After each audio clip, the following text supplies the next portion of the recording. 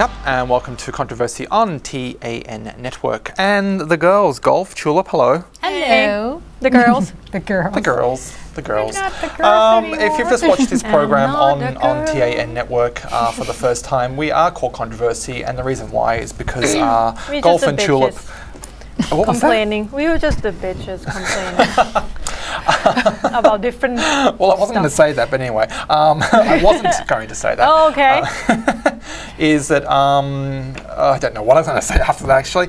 This My story. No, hang on. No, I just want to explain what we are. Right. Is we or you girls get crazy stories from all around the globe that usually are a bit too hot to touch by the general press, or you're usually first to actually touch them before the general press.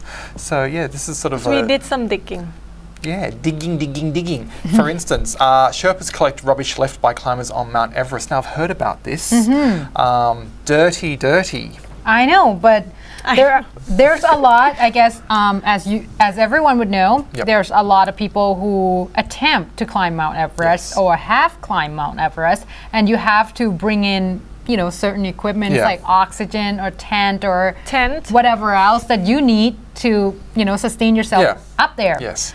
But the problem is no one ever get up there to clean it for those people who didn't make it down. Yeah. Oh. So I guess you would have the bodies, or you would have like someone might be able to climb down, but might not be able to bring all their equipments down with them because by that time they were too exhausted to do anything else. Right. So the problem is at the death zone, which is like about 8,000 meters above ground. There's a lot of empty oxygen bottles, the gas canister, tents, ropes, utensil, everything lying around, and no one to go and pick it up. Yep. It was all right before, I guess, because there's a global warming and everything. Right. Now everything starts to melt. Oh, so now it's resurfaced. Nasty. Yeah, like I've seen things like rubbish from even the 1950s when people started going there. A lot of Germans and especially a lot of the Europeans love to because I think Mount Everest. They've got big mountains in Europe, but now Everest is bigger than the ones say in America or Europe. So yeah, and so the 40s and 50s were right. So the Sherpas, which is the Nepali monks or they organized the Extreme Everest Expedition 2010, and one of that is to bring the bags because these people are experienced. They live there. They know what to do. They know how to climb up there. So what they did is bring the empty bags and trying as much as they could, collecting all the garbage and bring it down. And that's the question I think.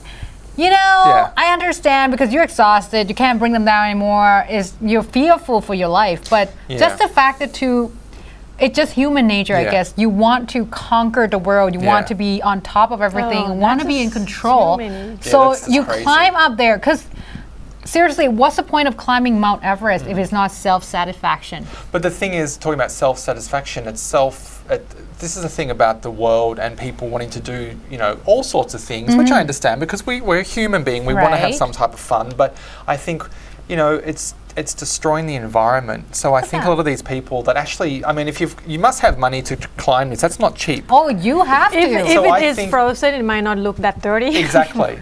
But it's even like, even the moon and space are getting junk now from all the astronauts going up there. And I think so you're destroying the Earth, now destroy the atmosphere, do you know what I mean? Just spread my attitude is, is if you can spend, say, 200,000 US to go up one person on this, why can't you spend 20,000 of that to find people or a way to actually clean it? Do you know what I mean? Like, this is the thing. Maybe because they don't care, but this group of people care enough. Well, they are, because it's their own home environment. It's like I mean, I always bring the red shirts into this, but it's like when you went and cleaned up in my area where the red shirts actually people from not our area. You bring back the smell. But what I'm trying to say is people that don't live in Bangkok came from another province to help completely bring all their rubbish, didn't clean it, and did a lot of just dump on the street. Exactly. So you're a Bangkokian, you went and cleaned it up. I mean, it's the thing is some people just don't care. Right.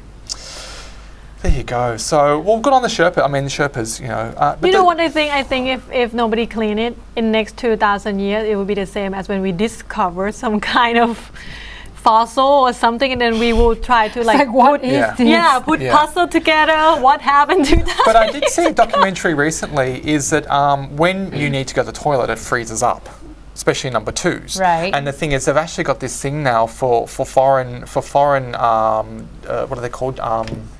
Climbers, excuse me, that you actually, it's like a sort of, you poo in the bag or something and actually take it with you. So it doesn't actually, because what they were saying is now with global warming, there's even like, people's excrement that have been there for many years that's frozen. Right. And now it's actually melting. It's actually really, you know what I'm saying? Oh, it actually doesn't go into the soil. It's still on top of ice. Now So I see it's the sort of, picture. do you understand what I'm saying? So now they're actually, which is a good thing, they've actually developing something for people to actually, go to the toilet in and take it back with them.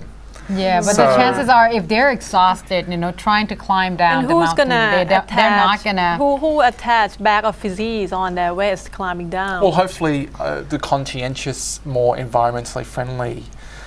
One thing I like about divers is divers are very conscious of what they're going into. I mean, many divers I've met around the world always are very. We won't go to that area if the reef is actually endangered. We're not going to touch it. Exactly. Do you know what I mean? Whereas I've met many climbers, they just have that sort of, we're getting to the top and stuff everything else. And I'm like, yeah, I mean, no offense to the good climbers out there, but, I think they need to be more environmentally friendly. There's some bad ones. Yeah, so always some bad everywhere. Always some bad ones in every situation. So it just shows you there are good people in this world. Yeah, the ones that got the poo bags. You never thought of that, right? You never thought of the garbage you brought. But think about it, how many trips it will take to be able to clean everything A up? lot. Because it's been going on for like what, 50, 60 years, maybe 100 years, who knows? And just start now, like... Well, it's better start somewhere. I know, it's better than nothing, I guess. And especially when it starts to smell. Exactly, and it's just sad to see, because I think partially the global warming could cause from that, because you're introduce yourself. No, you introduce yourself into the new environment, right? When it haven't been disturbed before, and now you just Well, I mean, especially, I've been to some parts of those areas, not as high as that, obviously, because I refuse to climb because you actually leave, that's my thing. I will not climb those places because you have to leave waste there. So I won't do it. And also I'm lazy. That's more to the point. But then what I'm trying to say is that, like, it's even like here. I mean, I sometimes think people think, what, will that sort of broken tire just dissolve into the ocean? No. Somehow, no. It won't. It's like here, like, in Summit Plakan, all the rubbish that goes into the klongs and it's come back into to the river. Same thing, ignorance. Yeah, do you know what I mean? So, exactly.